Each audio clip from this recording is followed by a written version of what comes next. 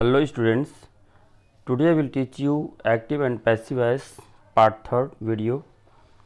ये part third present continuous tense का passive voice है। तो पैसिव स्ट्रक्चर इसका देखिए क्या होता है। पैसिव स्ट्रक्चर जब आपका active voice present continuous tense में रहता है तो पैसिव वॉइस में आप किसका यूज़ करेंगे, इज़ बीइंग, एम बीइंग और आर बीइंग। ओके, सिंगुलर होगा तो इज बीइंग, प्लूरल होगा तो आर बीइंग और आई होगा तो am being plus third form of the verb, आपका वर्ब का थर्ड फॉर्म होगा। तो इसके पहले आप फर्स्ट और सेकंड पार्ट नहीं देखे हैं तो उसको जा कर के देख लीजिएगा। ओके, तो आपको स्टार्टिंग से बताया जा रहा है, सब कुछ अच्छे से समझ में आएगा, क्लियर हो जाएगा। ओके, कोई भी क्वेश्चन एग्ज़ाम में आता है या किसी भी कंपटीशन में आता है तो आप उसको अच्छी तरीके से सॉल्व कर पाएंगे। ओके, और आप न्यू हैं, अगर न्यू चैनल पर आए हैं तो इसे सब्सक्राइब कर लीजिए और अपने फ्रेंड्स में शेयर करिएगा। तो देखिए, सी इज़ डेकोरेटिंग द हॉल, यानी वह हॉल को सजा रही है।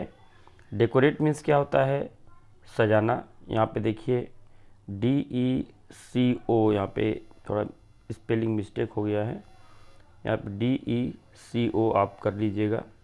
ओके, डेकोरेटिंग द हॉल, वह हॉल को सजा रही है। तो अब इसका देखिए इज़ है यानी ING, तो प्रेजेंट कंटिन्यूस टेंस है। तो आपको स्टार्टिंग में ही बताया गया है कि जो ऑब्जेक्ट रहता है वो आपका सब्जेक्ट बन जाता है और जो सब्जेक्ट होता है वो ऑब्जेक्ट बन जाता है पैसिव वॉइस में। तो क्या हो जाएगा, द हॉल आपका सब्जेक्ट होगा, यहाँ पे द हॉल सब्जेक्ट हो जाएगा। तो द हॉल आपका सिंगुलर है तो क्या हो जाएगा, इज़। आपको जो न्यू सब्जेक्ट ये हो रहा है पैसिव वॉइस में, तो इसी के अकॉर्डिंग आप वर्ब लगाएंगे। तो द हॉल इज़, और स्ट्रक्चर में आपको ऊपर बताया गया है is being, am being, are being. Okay, तो क्या होगा, द हॉल इज़, फिर लगाएंगे बीइंग, फिर डेकोरेटेड, यहाँ पे देखिए सी है, यहाँ पे एरर है थोड़ा, तो डेकोरेटेड बाई, सी का ऑब्जेक्टिव केस क्या होगा, हर। तो सी का ऑब्जेक्टिव केस होगा हर, तो ये आपका ऑब्जेक्टिव में हो जाएगा बाई हर। इसके पहले वाले वीडियो में ये सब लिखवाए हैं कि सी का ऑब्जेक्टिव केस क्या होता है, सी को किस में चेंज करेंगे, आई को किस में चेंज करेंगे, सब कुछ बताया गया है। ओके, तो इसकी हिंदी आप जान लीजिए, जैसे सी इज़ डेकोरेटिंग द हॉल, वह हॉल को सजा रही है। The hall is being decorated by her, hall को उसके द्वारा सजाया जा रहा है। ओके, हॉल को उसके द्वारा सजाया जा रहा है। नेक्स्ट देखिए, आई एम टीचिंग यू, मैं आपको पढ़ा रहा हूँ। तो इसका यू का, अब ये ऑब्जेक्टिव केस में इसका सब्जेक्टिव केस भी यू ही होता है। तो यू, अब यू के अकॉर्डिंग आप क्या लगाएंगे, आर लगाएंगे। आपको ये वर्ब नहीं देखना है, हेल्पिंग वर्ब, क्योंकि न्यू सब्जेक्ट आपका जो है वो यू है। तो यू आर, फिर बीइंग, टीच का थर्ड फॉर्म टॉट होता है, टीच टॉट टॉट। तो you are being taught by, I का ऑब्जेक्टिव केस क्या होगा, मी। तो you are being taught by me. यहाँ पर ए और पी लिखा हुआ है, ये एक्टिव वॉइस जो ब्लैक पेन में है, और ब्लू में है ये पैसिव वॉइस है। ओके, नेक्स्ट देखिए, दे आर फ्लाइंग काइट्स, वे पतंग उड़ा रहे हैं। तो काइट्स आपका देखिए ऑब्जेक्ट क्या है, प्लूरल में है, तो काइट्स इसके साथ क्या लगेगा, आर, क्योंकि आप सब्जेक्ट जब काइट्स है आपका ये प्लूरल में है तो आर लगेगा। काइट्स आर बीइंग, फ्लाई का थर्ड फॉर्म होता है flown, kites are being flown by, they का ऑब्जेक्टिव केस क्या होगा, them.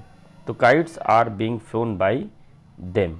Okay, next, is she praising him, क्या वह उसकी प्रशंसा कर रही है। प्रेज मीन्स क्या होता है, प्रशंसा करना। तो अब आप देखिए, हिम को सब्जेक्टिव केस में बदलेंगे तो ही हो जाएगा, और ही के साथ क्या लगेगा आपका, पहले इज़ लगेगा, तो ये भी इंट्रोगेटिव में ही बनेगा।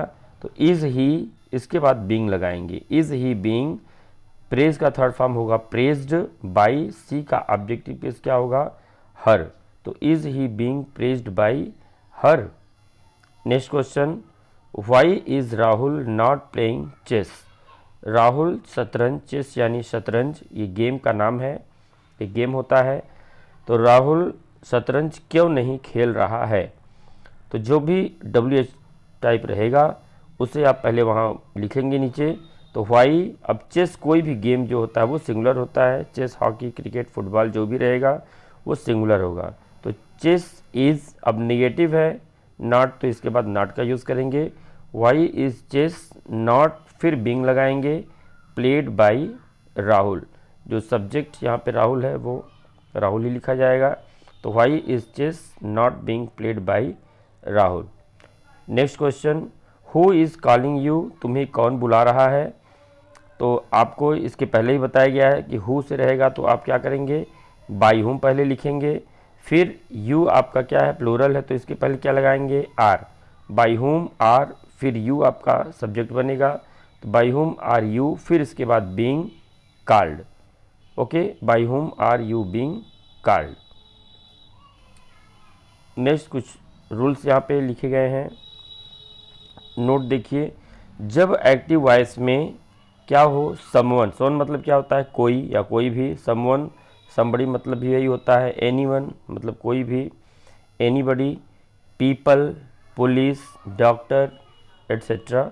अगर ये सब एक्टिव वॉइस में आता है, यहाँ पे देखिए एक्टिव वॉइस में अगर ये सब दिया गया हो तो पैसिव वॉइस बनाते समय इसे हटा देते हैं। ओके, ध्यान में रखिएगा। तो पैसिव बनाते समय इसे हटा दिया जाता है।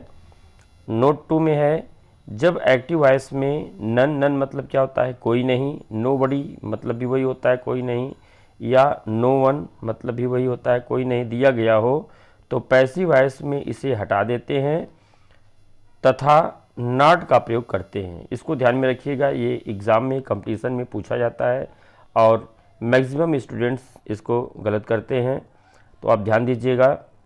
यहाँ पे देखिए, ये किसी भी टेंस में ये जो रूल है, चाहे जिस टेंस में एक्टिव वॉइस हो, हर टेंस के लिए ये रूल फॉलो होता है। ओके, किसी भी टेंस में दिया गया हो एक्टिव वॉइस में अगर ये सब, तो पैसिव वॉइस में बनाते समय आप इसे हटा देंगे।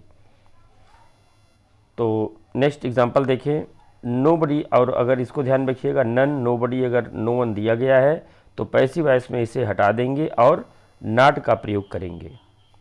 एग्जाम्पल देखें, नोबडी इज़ कॉलिंग मी, यानी मुझे कोई नहीं बुला रहा है, तो क्या करेंगे, मी का सब्जेक्टिव केस, इसका पैसिव देखिए आई हो जाएगा, और आई के साथ क्या लगाएंगे, एम, आई एम, और नॉट का यूज़ करेंगे, यहाँ पे ऊपर बताया गया है।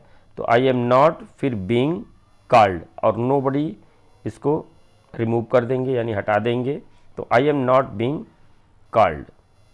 Next example, none is solving this question, कोई भी इस प्रश्न को हल नहीं कर रहा है। ओके, तो क्या हो जाएगा आपका, दिस क्वेश्चन, जो ऑब्जेक्ट है वो सब्जेक्ट बनेगा, तो दिस क्वेश्चन क्या है, सिंगुलर है इसलिए इज हो जाएगा, दिस क्वेश्चन इज, और नन रहेगा तो आप नॉट का यूज़ करेंगे, this question is not being solved. Okay, तो आप इसे अच्छे तरीके से देख लीजिए। और आपके लिए एक क्वेश्चन यहाँ पे दे रहे, आप कमेंट बॉक्स में लिखिएगा, he is driving a car, he is driving a car. आप इसका पैसिव वॉइस बना करके कमेंट बॉक्स में लिखिएगा।